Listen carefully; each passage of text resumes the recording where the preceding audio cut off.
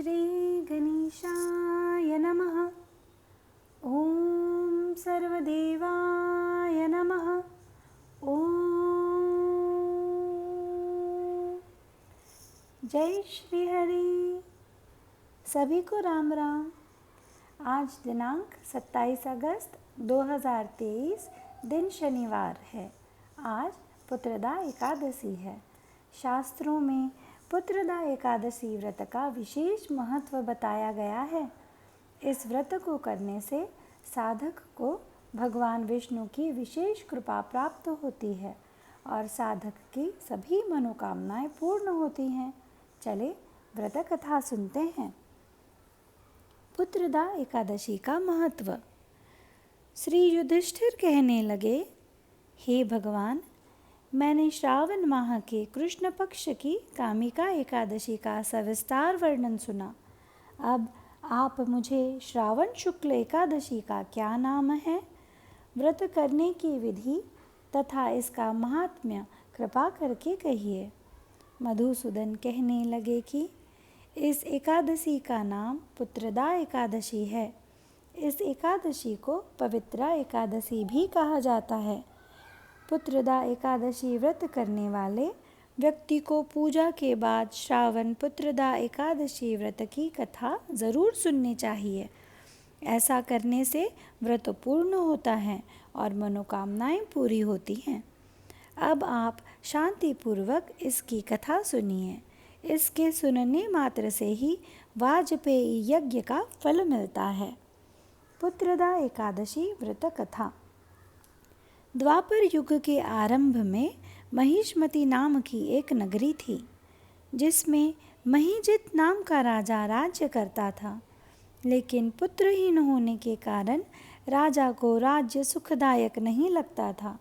उसका मानना था कि जिसकी संतान ना हो उसके लिए यह लोक और परलोक दोनों ही दुखदायक हैं।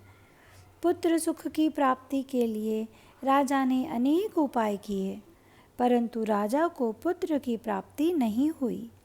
वृद्धावस्था आती देखकर राजा ने प्रजा के प्रतिनिधियों को बुलाया और कहा, हे प्रजाजनों, मेरे खजाने में अन्याय से उपार्जन किया हुआ धन नहीं है। न मैंने कभी देवताओं तथा ब्राह्मणों का धन छीना है। किसी दूसरे की धरोहर भी मैंने नहीं ली। प्रजा को पुत्र के समान पालता रहा। मैं अपराधियों को पुत्र तथा बांधवों की तरह दंड देता रहा। किसी से घृणा नहीं की, सबको समान माना। सज्जनों की सदा पूजा करता हूँ। इस प्रकार धर्मयुक्त राज्य करते हुए भी मेरे पुत्र नहीं हैं, सो मैं अत्यंत दुख पा रहा हूँ। इसका क्या कारण है? राजा महिजित की इस बात को विचारने के लिए मंत्री तथा प्रजा के प्रतिनिधि वन को गए। वहाँ बड़े बड़े ऋषि मुनियों के दर्शन किए। राजा की उत्तम कामना की पूर्ति के लिए किसी श्रेष्ठ तपस्वी मुनि को देखते फिरते रहे। एक आश्रम में उन्होंने एक अत्यंत वयोवृद्ध धर्म के ज्ञाता, बड़े तपस्वी, परमात्मा में मन लगाए हुए, निराहार, जितेंद्रिय, जितात्मा, जित क्रोध, सनातन धर्म के गूढ़ तत्व को जानने वाले, समस्त शास्त्रों के ज्ञाता महात्मा लोमेश मुनि को देखा, जिनका कल्प के व्यतीत होने पर एक रोम गिरता था। सब ने जाकर ऋषि को प्रणाम किया। उन लोगों को देखकर मुनि ने पूछा कि आप लोग किस कारण से आए हैं? निसंदेह मैं आप लोगों का हित करूँगा।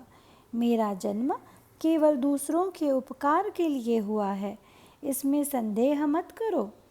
लोमेश ऋषि के ऐसे वचन सुनकर सब लोग बोले, हे महर्षि, आप हमारी बात जानने में ब्रह्म से भी अधिक समर्थ हैं, अतः आप हमारे इस संदेह को दूर कीजिए। महिष्मती पुरी का धर्मात्मा राजा महिजित प्रजा का पुत्र के समान पालन करता है, फिर भी वह पुत्रहीन होने के कारण दुखी है। उन लोगों ने आगे कहा कि हम लोग उसकी प्रजा हैं, अतः उसके दुख से हम भी दुखी हैं। आपके दर्शन से हमें पूर्ण विश्वास है कि हमारा यह संकट अवश्य दूर हो जाएगा, क्योंकि महान पुरुषों के दर्शन मात्र से अनेक कष्ट दूर हो जाते हैं। अब आप कृपा करके राजा के पुत्र होने का उपाय बतलाएं। यह वार्ता सुनकर ऋषि ने थोड़ी देर के लिए नेत्र बंद किए और राजा के पूर्व जन्म का वृत्तांत जानकर कहने लगे कि यह राजा पूर्व जन्म में एक निर्धन वैश्य था। निर्धन होने के कारण इसने कई बुरे कर्म किए। यह एक गांव से दूसरे गांव व्यापार करने जाया करता था। एक समय ज्येष्ठ मास के शुक्ल पक्ष की द्वादशी के दिन मध्याह्न के समय जबकि वह 2 दिन से भूखा प्यासा था, एक जलाशय पर जल पीने गया। उसी स्थान पर एक तत्काल की ब्याही हुई प्यासी गौ जल पी रही थी। राजा ने उस प्यासी गाय को जल पीते हुए हटा दिया और स्वयं जल पीने लगा।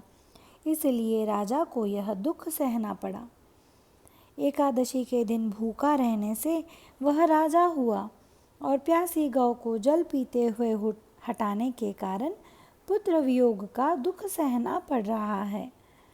ऐसा सुनकर सब लोग कहने लगे कि हे ऋषि, शास्त्रों में पापों का प्रायश्चित भी लिखा है, अतः जिस प्रकार राजा को प्रायश्चित हो हमें बताएं। लोमेश मुनि कहने लगे कि श्रावण शुक्ल पक्ष की एकादशी को, जिसे पुत्रदा एकादशी भी कहते हैं, तुम सब लोग व्रत करो और रात्रि को जागरण करो, तो इससे राजा का यह पूर्ण जन्म का पाप अवश्य नष्ट हो जाएगा। साथ ही राजा को पुत्र की अवश्य प्राप्ति होगी। लोमेश ऋषि के ऐसे वचन सुनकर मंत्रियों सहित सारी प्रजा नगर को वापस लौट आई और जब श्रावण शुक्ल एकादशी आई तो ऋषि की आज्ञानुसार राजा रानी सहित सारी प्रजा ने पुत्रदा एकादशी का व्रत और जागरण किया। इसके पश्चात द्वादशी के दिन इसके पुण्य का फल सभी ने राजा को दिया। उस पुण्य के प्रभाव से रानी ने गर्भ धारण किया और प्रसव काल समाप्त होने पर उसके एक बड़ा तेजस्वी पुत्र उत्पन्न हुआ। इसलिए हे राजन, इस श्रावण शुक्ल एकादशी का नाम पुत्रदा पड़ा। अतः संतान सुख की इच्छा हासिल करने वाले इस व्रत को अवश्य करें। इसके महात्म्य को सुनने से मनुष्य सब पापों से मुक्त हो जाता है और लोक में संतान सुख भोग कर परलोक में स्वर्ग को प्राप्त होता है। जय श्री हरि। ओम नमो भगवते वासुदेवाय नमः। आप सभी इस मंत्र का कम से कम 11 बार उच्चार करें। जय श्री हरि। भगवान विष्णु उनकी कृपा हम सभी पर बनाए रखें।